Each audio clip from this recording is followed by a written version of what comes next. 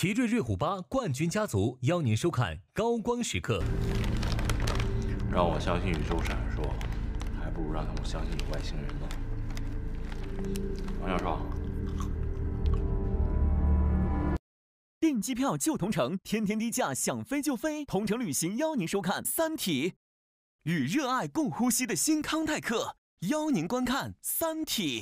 荣耀80系列1.6亿像素超清影像，邀您收看《三体》。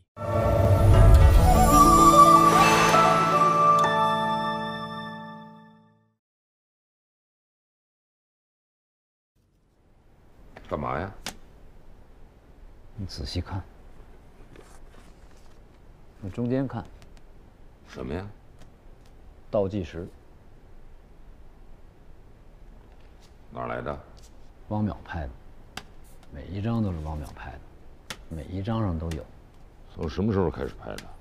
这是第一次，之前呢只是在照片上出现，现在呢已经发展到眼前了啊，就眼睛里看到的东西都有倒计时啊，天天在走。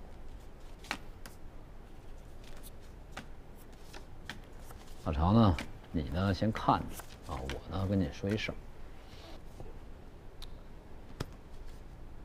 我原来有一同事叫老田，啊，估计你也认识。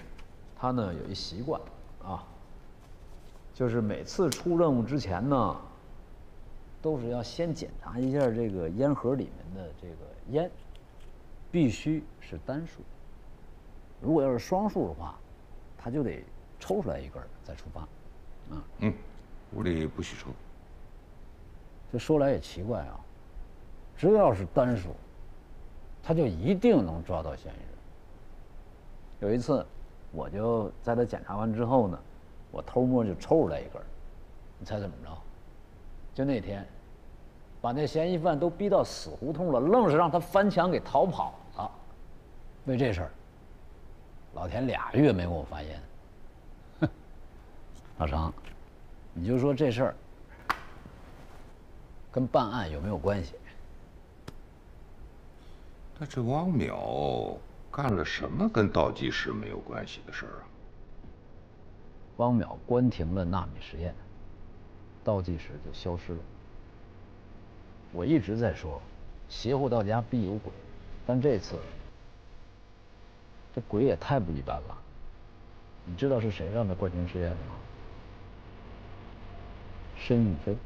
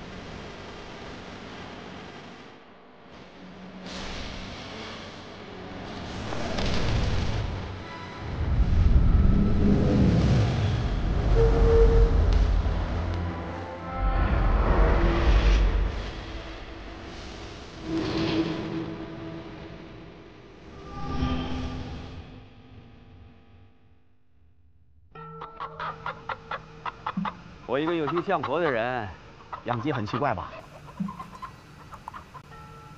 听说你以前最爱吃鸡。是啊，有个学生不知道我看破红尘了，来看我，居然带了几只鸡。我想吃吧，也没办法吃啊，只好养着。你看，到现在就有这么多只。不奇怪，我一个搞科学的，还经常祈祷呢。也不知道这些鸡知不知道我在喂它，就好像你祈祷的主能看到你的虔诚吧？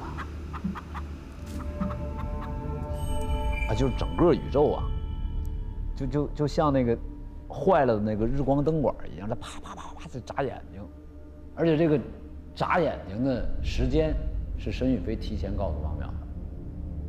这个眨眼睛的这个节奏是一组编码，这编码破译以后还是倒计时。你们那个中华田园计划养鸡呢？那个计划是潘寒他们做的，跟我没关系。啊，听说他是把人扔回自然环境中，降低消耗，减少垃圾。你不赞同他这么搞环保？有用吗？人不可能放弃城市生活，回归自然的。看破红尘的只是一小撮人。这个倒计时是个什么呀？怎么出现的？这个倒计时归了零之后，会发生什么呢？这就是接下来我要干的活。老常，王淼怎么办？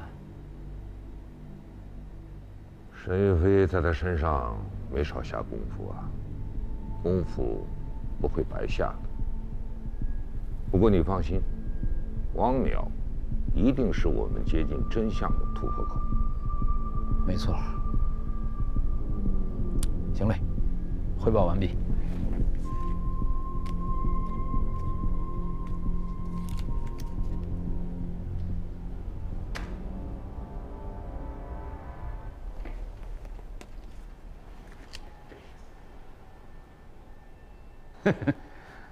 懂。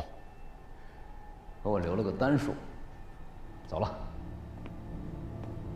看破红尘的感觉如何？没意思。你们看我没意思，我看你们也没意思，所以就很有意思。有意思啊！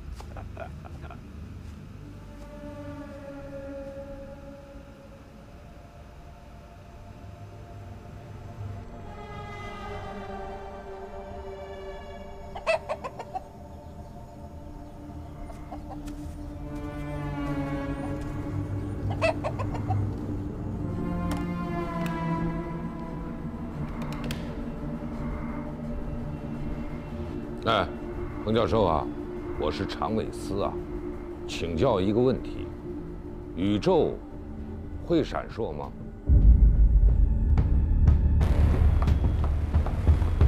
已经接通欧洲、北美、非洲等各大战区。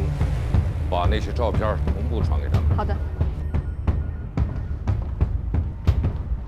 对不起各位，让你们久等了。最新消息，就在刚刚，亚洲战区新增了一例特殊案例。Another scientist suicide? 错，有人看见了倒计时。The countdown? You mean like the ones in the photographs? Were they printed? 不是打印出来的，怎么形成，现在还没确定。照片上也只是初步的形态。What do you mean? Are they projected or are there other carriers? 比较诡异，应该说是我们从未遇到过的情况。在他的视网膜上，什么卧底？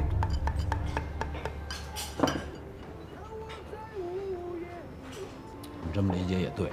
你看，所有的事情跟那个申玉飞和科学边界都有关系。申玉飞又找到你，你不做卧底，你难道还指望他们有一天找上我吗？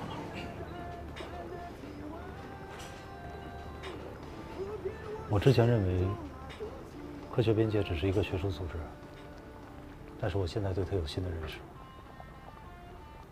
什么不一样认识？我说不清楚，但是我很清楚，他们迫切地想要我接受一个残酷的事实，那就是无论我们现在是在吃饭、聊天，还是建设文明、发展科技、了解认知这个社会。最终到头来，我们只不过是一个破旧能找里边的一群伙计罢了。那你也是一只懂科学的卧底伙计，我跟你不一样，我是一个保镖伙计。放心，我会一直陪着你。我之前经历的和我现在所经历的，你永远都无法体会。来，看这儿。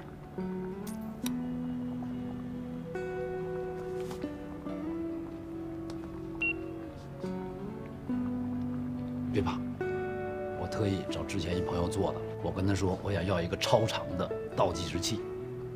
这哥们儿是一炸弹专家，搞爆破的也只能做成这样。我呢，也不知道你这倒计时是怎么回事，反正就这意思吧。王淼，就是你归零了，我也跟着你一起归零，明白了吗？来吧，对表。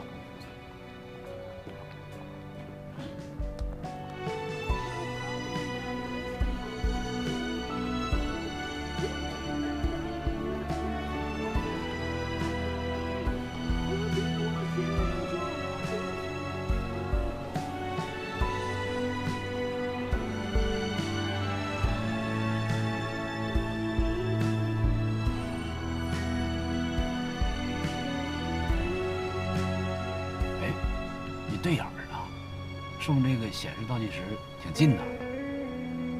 没那么近。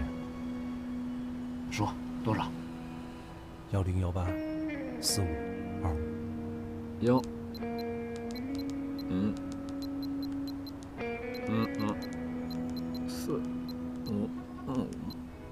好，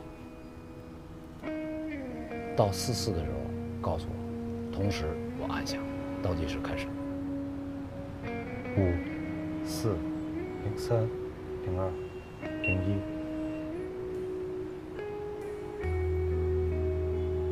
一样了吗？一样。OK。起火。你看，若隐若现。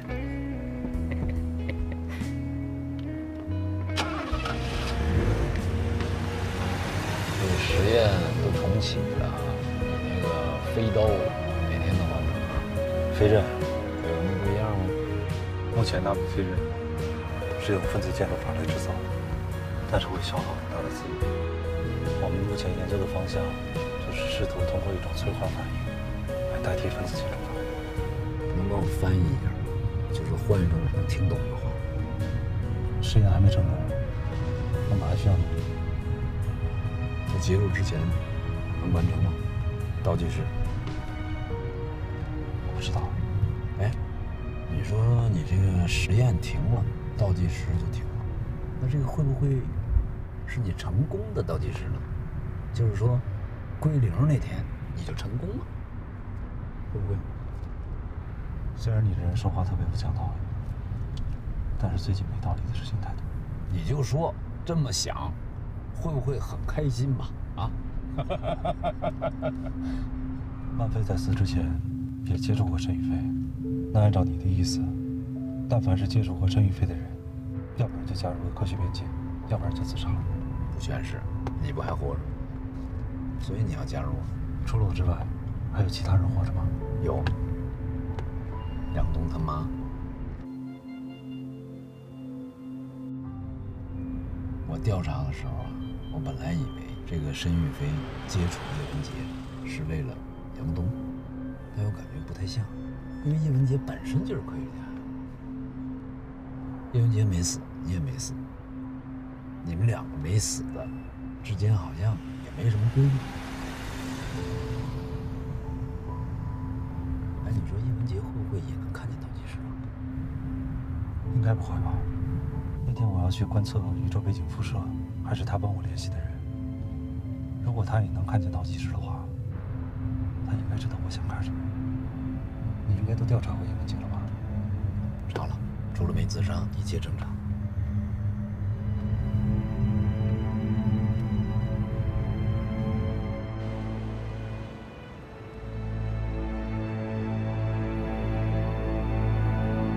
这儿呢，以前是博物馆的仓库，空间很大，现在给你当办公室了。哦，仓库。嗯。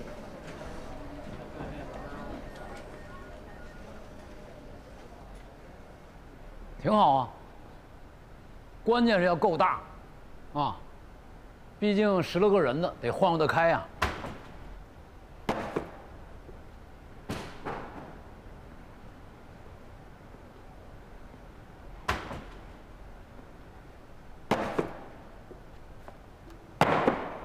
哟，这干上了。首长，我介绍一下啊。哎，不着急介绍，人到齐了再介绍，要不一个一个挺麻烦的。齐了。徐彬彬，刑侦大队调来的，以一抵10。什么就齐了？怎么就以一抵10？你说以一抵10就以一抵10啊？老常你怎么这样啊？你这么大首长怎么能说话不算话呢？我什么事非得让你立字据才行吗？说完了吗？你不要是吧？我把人带走。走。等等，不能走，你必须把那10个人给我到位了，我才能放他走。我好歹得留个人质啊。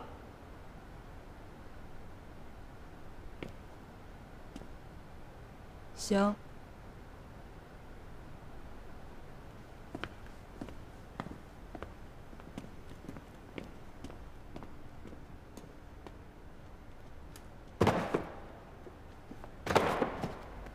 别干了！我跟老常要的是信息专家，不是打扫卫生的。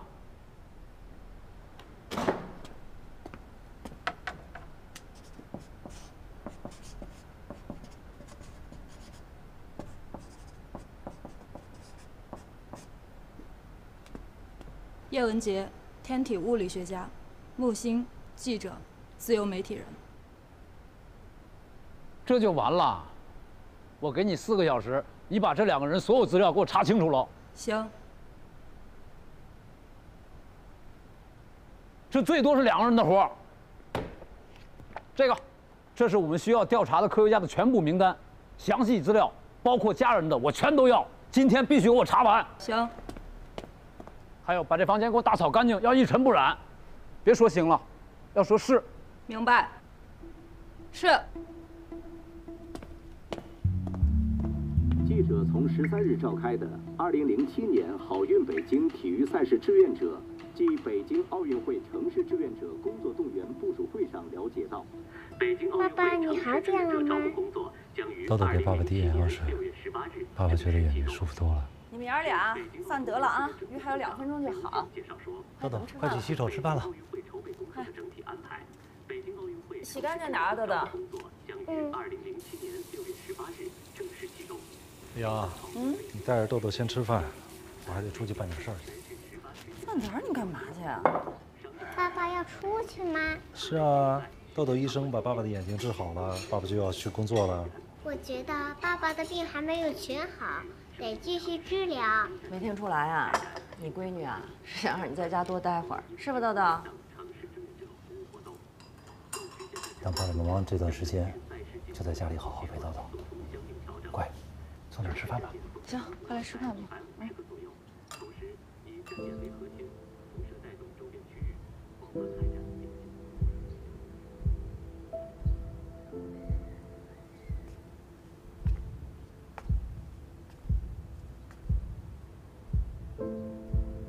聊那鱼的时间差不多了，可以关火了。哪儿那么快呀？哟，这么准？你是秒表啊你？你呀，就是弦儿绷得太紧，时间观念太强，你这样对身体不好。今天正好约了一个老专家，不好迟到。豆豆，拜拜。爸爸再见。走了。好。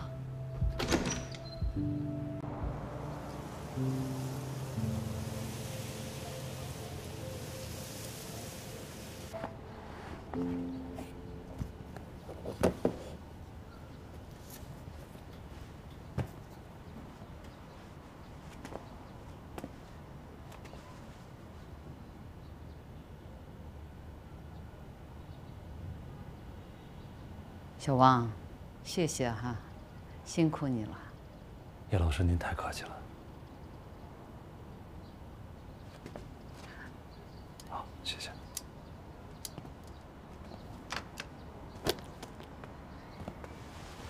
我帮您一起说吧。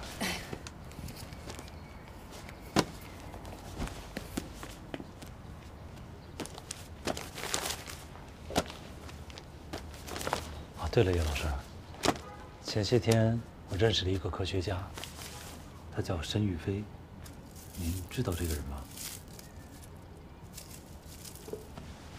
有印象，可能是在哪个活动上见过吧。如果我要是没有记错的话，他应该跟你一样，也是研究纳米的。是。哦，对了，上一次你去观测站，沙瑞山给我打过电话，说你们看到了一些不太科学的东西。对。正好我还想请教您呢，您是研究天体物理的，以您的经验，宇宙闪烁有可能发生吗？在我们的认知范围内，不可能。那在我们的认知范围之外呢？当科学超出了我们的认知范围，通常会被认为是歪理邪说，所以会使人们陷入恐慌。在人类的历史上，科学恐慌发生过很多次。文艺复兴时期的欧洲，哥白尼的日心说就遭到了教会的迫害与封杀。当《天体运行论》出版时，他只是摸了摸封面，便与世长辞了。那个维护日心说的布鲁诺，结果被教会用火烧死。天文学家采克达斯科里认为地球是圆的，也被活活烧死。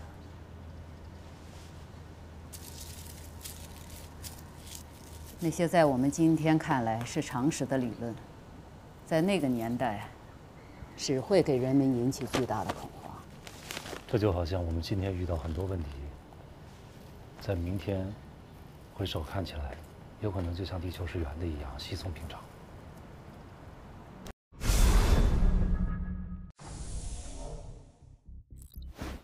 地点数据匹配，复原影像开始扫描，扫描中，目标锁定，放大。Inter-Evo， 应该就是它。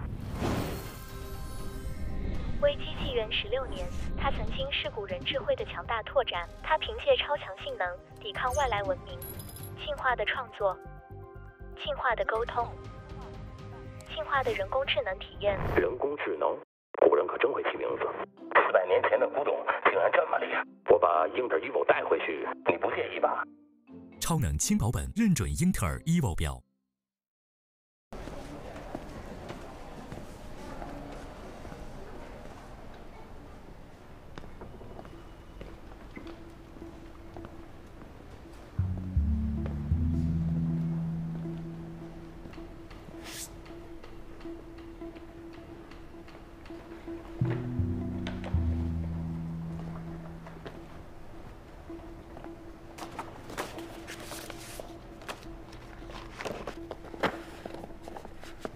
木星半年前刚回国做信息媒体，主要报道方向在科技和环保领域。他为了抢新闻版面非常狠，曾有夸大事实、故意制造热点的行为。不过他的一些报道确实让事件得到关注，也解决了一部分问题。就这些啊？这是叶文洁的全部资料，包括一部分已经解密的档案，还有他父亲的一些资料，全在里面。这是名单里所有科学家的资料，还有一部分自杀科学家的家属资料。我不认为这些资料有什么特殊的价值，不过你要求的我都查了。行。如果这些工作交给10个人去做，绝对是浪费人力。那个观测站有个叫沙瑞山的啊，我知道，他是叶文洁的学生。前2天他跟汪淼一起观测了宇宙闪烁。我去查。这是我电话，24小时不关机，有什么事情随时找我。是。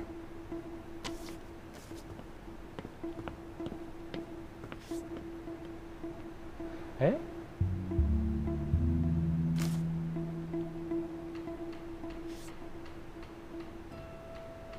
行。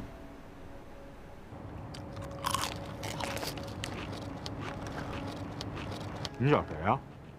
你就是沙月山。你怎么知道的？几天前汪淼教授来找过你，有几个情况我要向你核实一下。你谁啊？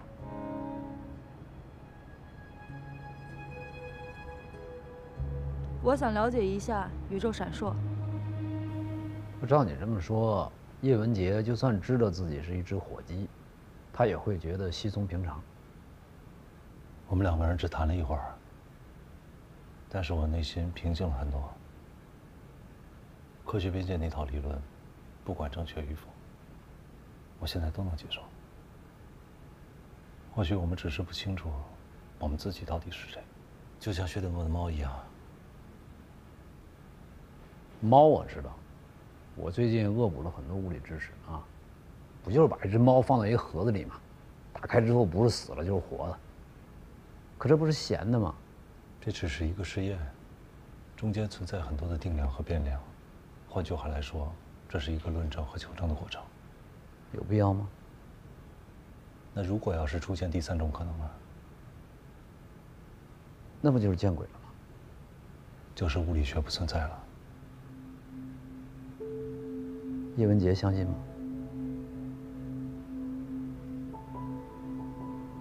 他相信我们的物理学有可能不存在了。物理学没有不存在，只是我们认为的物理学可能不存在。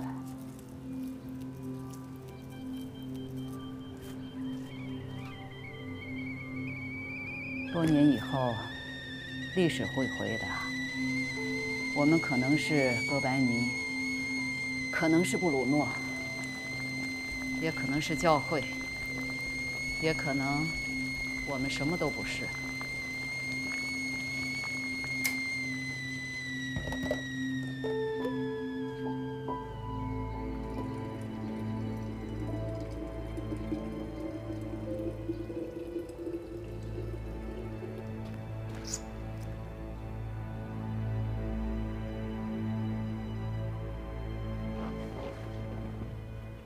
走，我带你看看东西。走。所有的数据都没有问题，但是这不可能啊！就算是超新星爆炸，也不可能啊！如果是人为干涉呢？那更不可能。这么大的范围，北京和乌鲁木齐的观测站都观测到了。你知道这代表着什么吗？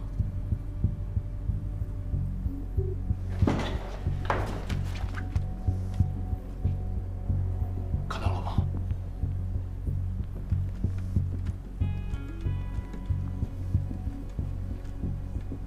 看明白了吗？我现在正在对你观测这盏电灯实施人工干扰，这个在理论和实际上都是可行的。但是宇宙闪烁是怎么个概念？北京和乌鲁木齐接收到的观测信号来源于3颗观测卫星，你知道这代表着什么吗？什么？假如这是我们所居住的地球，这3颗呢是观测卫星。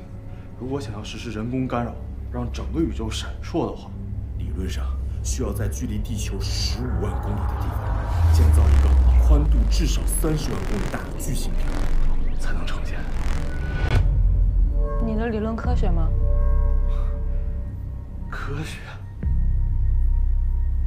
你现在在跟我谈科学？这个尺度，不但蝙蝠侠跟钢铁侠办不到，就算是超人都不行。也就是说，就算是科幻都办不到。什么可以做到？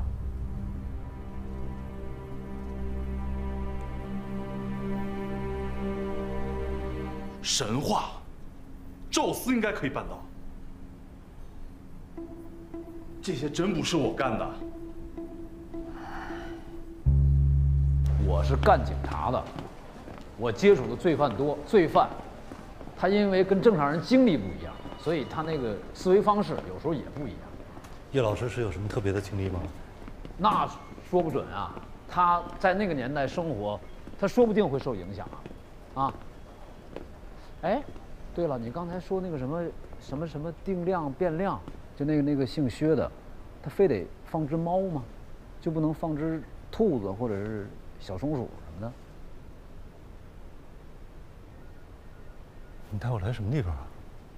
咱办公室啊，大吧？来，看看，一尘不染，啊！我今天叫你来，就是想让你好好看看和研究一下叶文洁的档案。好啊，叶老师档案在哪儿？那儿呢，就那个后一射日下面，第一颗太阳下面。我这井井有条的，找着了吧？找着了。你边看我边给你念叨着啊。叶文洁他爸爸是大科学家，反革命大科学家。当然现在已经平反了啊。你知道点他的是谁吗？他的亲闺女。叶老师啊？不是，叶文洁的亲妹妹叫叶文雪。这还不算什么，真正让他完蛋的，知道是谁吗？他老婆少林，啊，不是那个少林寺啊，姓少名林，都在里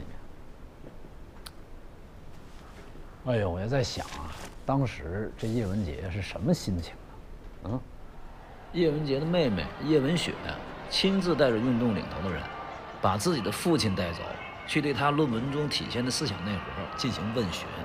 问询的关键阶段，叶哲泰的老婆少林也出现了，和叶文雪一起跟叶哲泰划清界限，这对叶哲泰造成莫大的精神打击。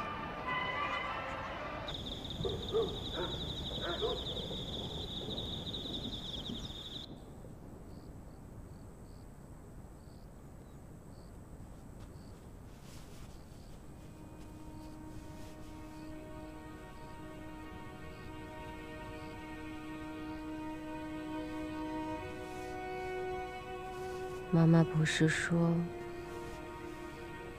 老爷和爱因斯坦是好朋友吗？他们还在一起探讨科学。可是为什么现在，他们开始批判爱因斯坦呢？少林的父亲的确跟爱因斯坦有过接触。1922年，上海南京路，他们走在路上，爱因斯坦突然为路边砸石子儿的小狗一天挣多少钱？他说5分，这就是他与改变世界的科学大师唯一的一次交流。没有物理学，没有相对论，只有冰冷的现实。小林比我强，他论证了所有的科学成果，都是广大劳动人民智慧的结晶。那些资产阶级学术权威，不过是窃取了这些智慧。这么多的物理名词，改个名字就可以了吗？任何飞扬的思想都会怦然坠地，现实的引力太沉重。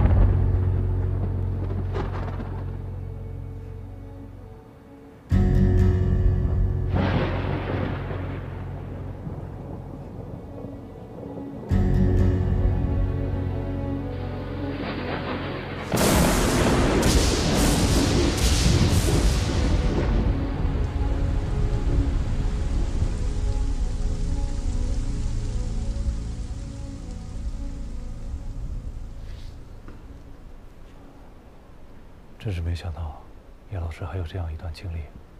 那对于杨东的去世，他表现得异常冷静，也就可以理解了。我恰恰觉得奇怪。按道理说，一个人在亲情上有所丧失，那在未来一定会更加珍视亲情。但叶老师好像并不是。我觉得，能够让他放下悲伤的，应该不会这么简单。叶老师的父亲，由于当时那个年代，所以无法再继续研究。叶老师的女儿，因为物理学不存在了，所以也无法继续研究。或许在叶老师看起来，死亡对于他们来讲是一种解脱。我们没有这样的阅历，所以有可能理解不了。不对，叶老师说跟申玉飞交集不多，但我听他跟你说的话，并不反对科学边界的理论呢。我现在真是越来越看不懂叶老师了，啊？他跟你说什么？说科学界面临恐慌已经不是第一次了。是啊。在人类的历史上，科学恐慌发生过很多次。我们可能是哥白尼，可能是布鲁诺，也可能是教会，也可能我们什么都不是。他是不是让你做哥白尼？就算我想做哥白尼的话，我现在不是还是你的卧底吗？那你就放心的做哥白尼，有我给你保驾护航，保证你不会被烧死。被烧死？那人叫布鲁诺。那哥白尼呢？自然死亡啊。那有我在，我肯定让你哥白尼了。谢谢你啊。